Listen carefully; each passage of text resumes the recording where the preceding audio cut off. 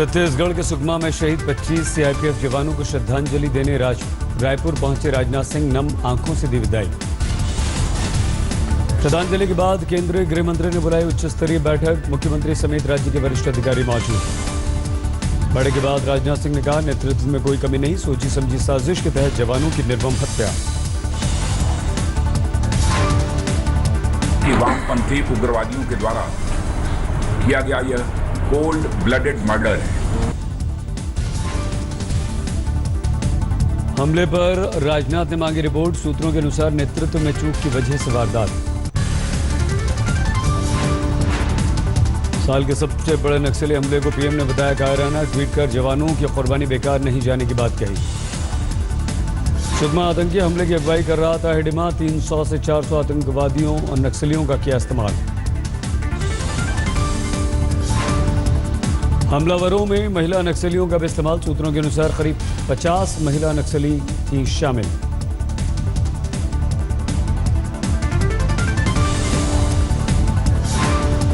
हमले के बाद हथियार छीन ले गए नक्सली, 12 AK-47 के साथ कई राइफल भी अपने साथ ले गए। सूत्रों के अनुसार तेंदू के पत्तों का है सीजन, 3 महीने में नक्सली तेंदू बच्चे बेचकर करते हैं 10 करोड़ तक की कमाई। साथ ही जवानों की मौत पर भावुक हुआ घायल जवान शेर मोहम्मद, पीएम मोदी और राजनाथ से मांगी पावर।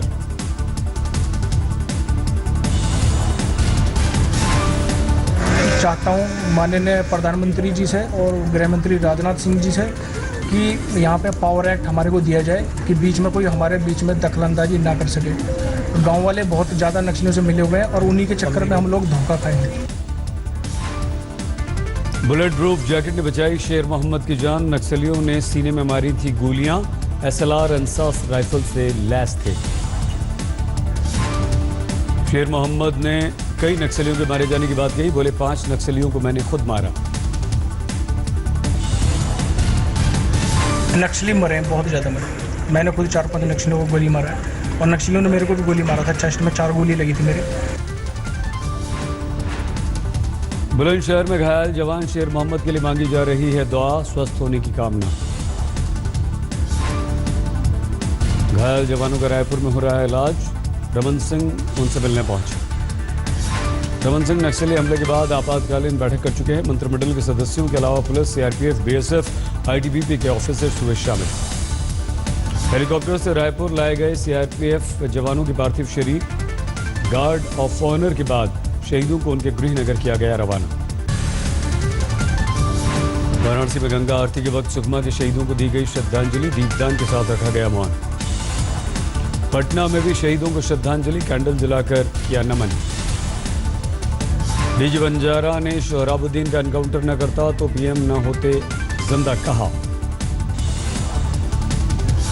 नरेंद्र भाई मोदी आतंकवादियों के निशान पर थे, आज भी श्री नरेंद्र भाई मोदी जिंदा है।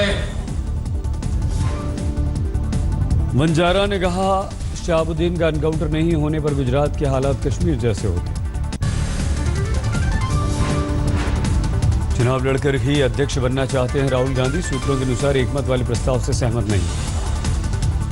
नेहरू गांधी परिवार के वारिस के तौर पर पार्टी की कमान लेने के खिलाफ हैं राहुल, परिवार के आरोपों का जवाब देने की है ये रणनीति।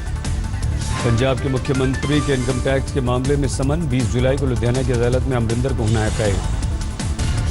स्विस बैंक में ट्रस्ट के अकाउंट की जानकारी छुपाने का आरोप, ट्रस्ट के साथ जुड़ी है अमरिंदर के बेटे की भूमिका।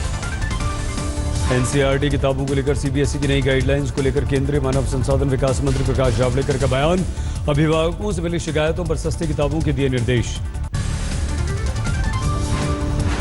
मालेगांव धमाके में प्रज्ञा ठाकुर को बॉम्बे हाईकोर्ट से मिली जमानत, पासपोर्ट करवाना होगा जमा।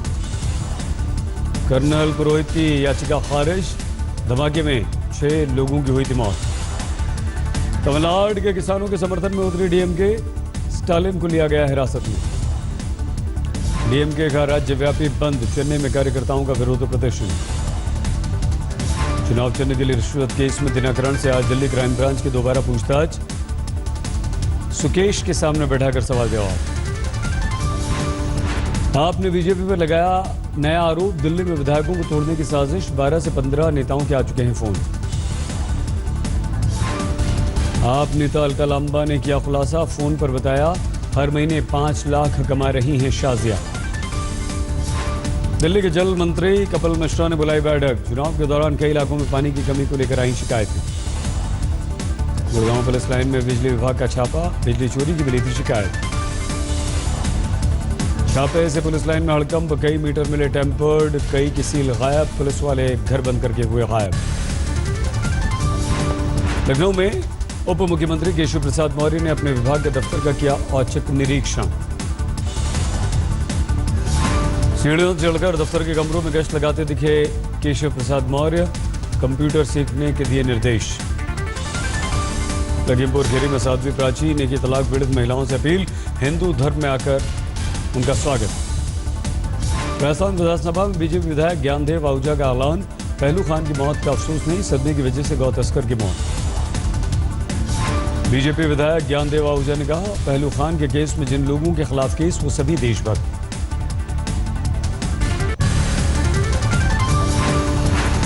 पीएम मोदी, यूपी के मुख्यमंत्री योगी पर आतंकवादी हमले का खतरा, खुफिया एजेंसियों ने किया अलर्ट।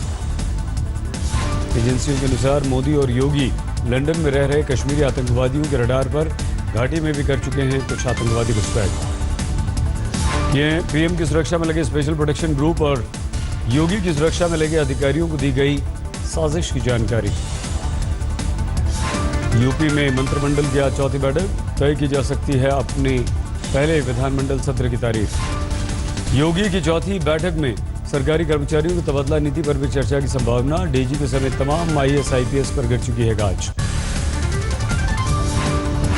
योगी सरकार के दर्जा प्राप्त मंत्री मंजू दिलेर पर सीएम के फरमान का असर नहीं छूट पा रहा लाल बत्ती का मुंह। बलरामपुर में कलेक्टर नहीं छोड़ पा रहे नीली बत्ती का मुंह, सीडीओ नगर मजिस्ट्रेट समेत कई अधिकारियों की गाड़ी पर अभी भी है नीली बत्ती। फैजाबाद में 15 मुसलमानों ने की घर वापसी, आर्य समाज मंदिर में परिक्रमा कर किया पूजा हवन, प्रशासन ने कहा कोई जानकारी नहीं। संघ के स्वयंसेवक और घर वापसी कार्यक्रम के आयोजक कैलाश चंद्र श्रीवास्तव का बयान, हिंदू से मुसलमान बने बहुत से लोग घर वापसी को तैयार। जानवरों पर क्रूरता को लेकर यूपी पुलिस हुई सतर्क, मुरादाबाद में पुलिस ट्रेनिंग सेंटर में पुलिस कर्मियों को जानवरों पर कानून में फेरबदल की दी गई जानकारी। लखनऊ के राम मनोहर लोहिया अस्पताल में गर्भवती महिला की मौत के मामले में यूपी के स्वास्थ्य मंत्री ने डीजी हेल्थ से मांगी रिपोर्ट।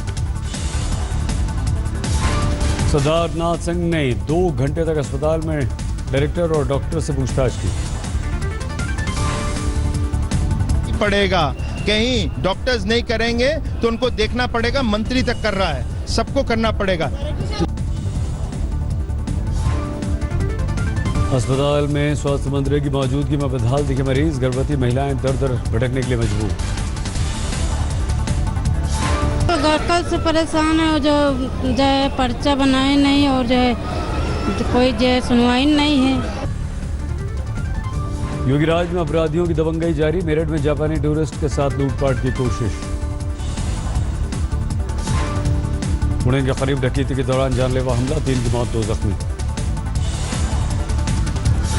असम के बोगाई गांव में जाली नोटों के साथ 2 गिरफ्तार, 500 और 2000 के करीब 2,70,000 नोट जब्त।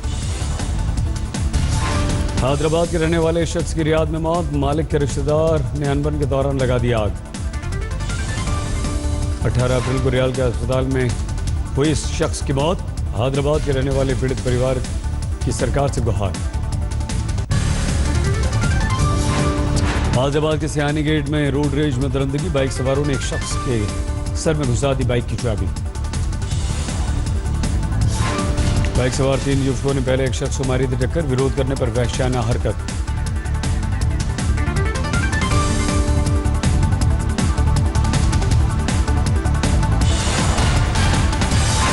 आगरा में एक शख्स ने एक तरफा चाहत ठुकराने पर लड़की के घर आकर तमंचे से किया फायर, सीसीटीवी में कैद तस्वीर। एंटी रोमियो दस्ते से लैस यूपी पुलिस पर उठे सवाल, पीड़ित लड़की के अनुसार धमकी देकर कई बार घर से उठाकर ले जा चुका है आरोपी, अभी तक गिरफ्तार नहीं। आजमगढ़ में एक महिला ने दरोगा पर लगाया रोमियो गिरी का आरोप, फोन पर करता है अश्लील बात।